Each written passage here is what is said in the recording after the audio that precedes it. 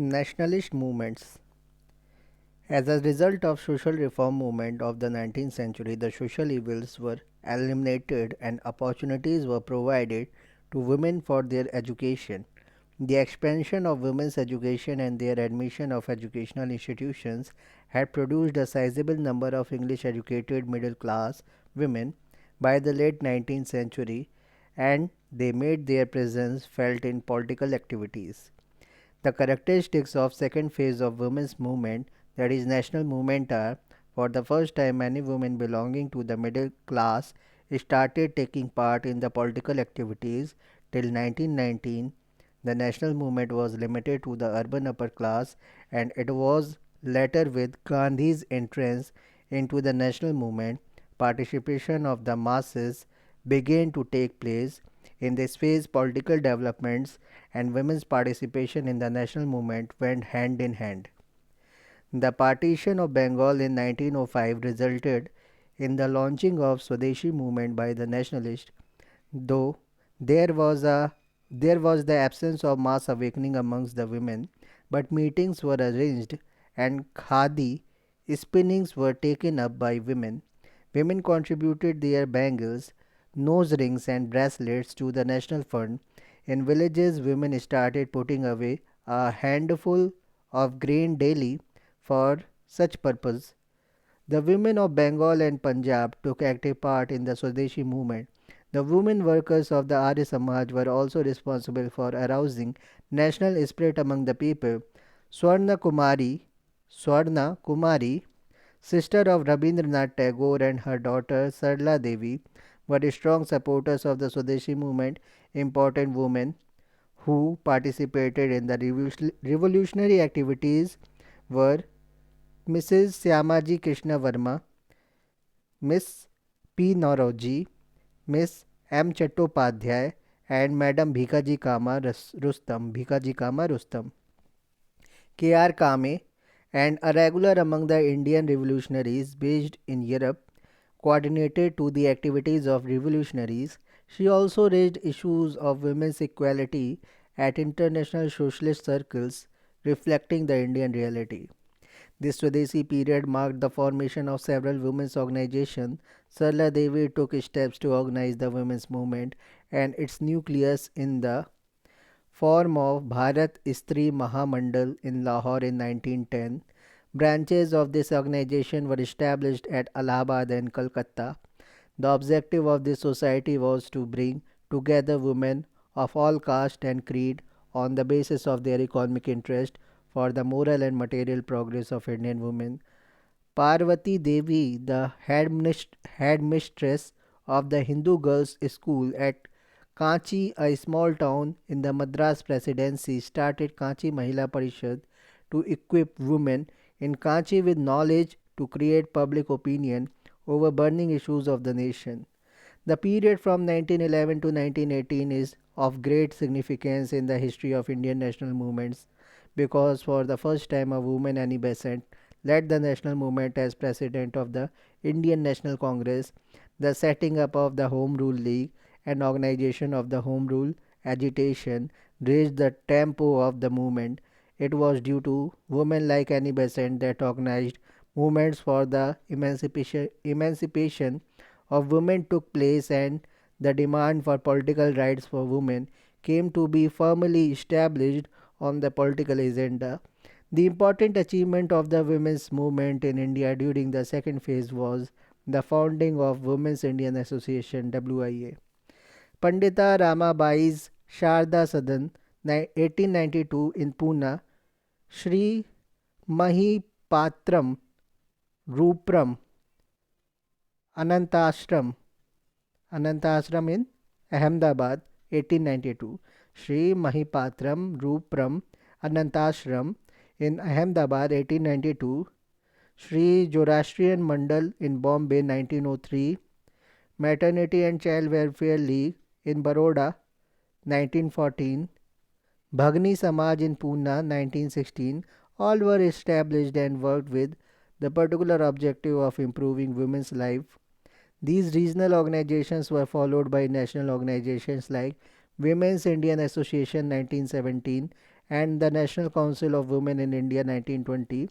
All India Women's Conference 1926 went on to organize 12 women's conferences till 1937, and Federation of University Women in India 1920 stimulated the interest of women in civic and public life and concentrated on the removal of disabilities of women and promoted social, civil, moral and educational welfare of women and children.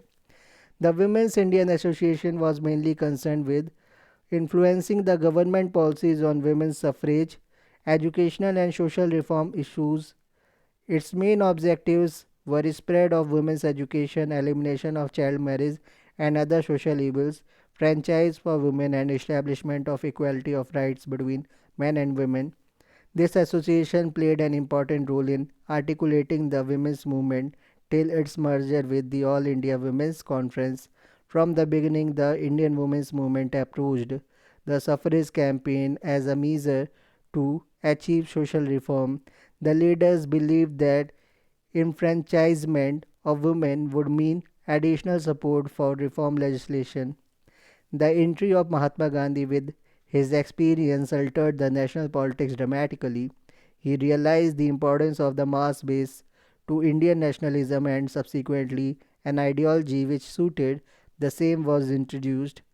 Gandhian style of mass mobilization had implications for the Indian women's movement in as much as increasing number of women were sought to be mobilized for participation in the independent movement. Even though Gandhi recognized the existence of a set of problems unique to women, he saw no conflict between a women's movement and a national movement. During the Gandhian era of national movement, women continued their movement for political rights and social reform activities by forming organizations. Gandhi launched an all India Satyagraha in 1919 against the provocative enactment of the Rowlatt Act. Women took out procession, propagated the use of khadi, and even courted jail. Though a few number of women were arrested, yet a beginning was made. Though the non-cooperation movement ended in failure, it awakened the women of all sections and imparted first lesson in the Satyagraha. After the struggle for franchise, for the first time Indian women exercised their vote in the election of 1926. The franchise granted to women was very restricted. The first woman to stand for election was Kamla Devi Chattopadhyay.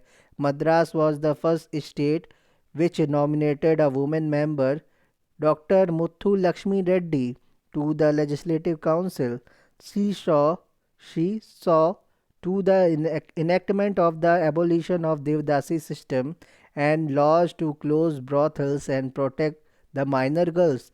She brought amendments to the Children's Act and worked for the creation of the health schools. A large number of women, including Sarojini Naidu, actively took part in the Dandi March. Women participated by breaking salt laws, forest laws, taking out procession, picketing schools, colleges, legislative councils, and clubs. In 1931, Sarojini Naidu attended the second Roundtable Conference as an official representative of the women of India. During the civil disobedience movement of 1930, Kamla Devi Chattopadhyay addressed meetings and picketed foreign cloth and liquor shops. She was in charge of the women's wing of the Hindustan Seva Dal. The inauguration of provincial autonomy under the India Act of 1935 gave women an opportunity to be elected to the state legislatures and also become administrators. In the elections of 1937, 8 women were elected from the general constituencies, 42 from the reserved constituencies, and 5 were nominated to the upper house. When the ministers were formed, 10 women took office, one as minister and others as deputy speaker and parliamentary secretaries.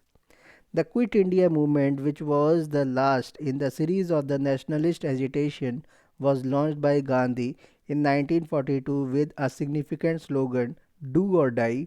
Men leaders were arrested in the first roundup, and in their absence, women carried on the movement and bore the brunt of the British wrath. The women not only led procession and held demonstrations but also organized camps in which they were given training in civil duties and first aid, and were educated on democracy. Women organized political prisoners relief fund, while some women went underground and directed the movement secretly. In the Indian National Army of Subhash Chandra Bose, Rani Jhansi Regiment was created for women. Women were trained in nursing, social service, and to use weapons. Thus, women took part in various activities of the national movement. The specific feature of this phase of women's movement is the establishment of several women's organizations led by women themselves on an all India basis to enhance their social, economic, cultural, and political scene. The male leadership during the freedom struggle did not encourage a second line of leadership, and women could assume leadership only when the men were in prison.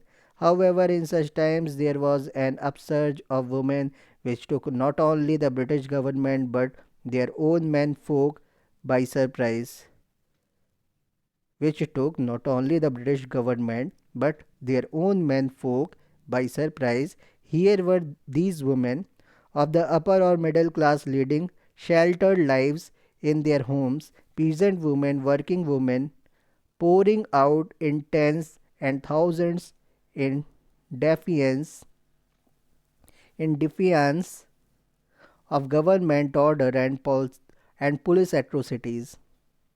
It was not only their display of courage and daring, but what was even more surprising was the organizational power they showed. It was primarily due to the efforts of women and their role in the freedom struggle that women got the right to vote and complete equality in the Constitution of India. However, a great gap arose arose between the theoretical status of women and their rights and what existed in reality. Thank you very much.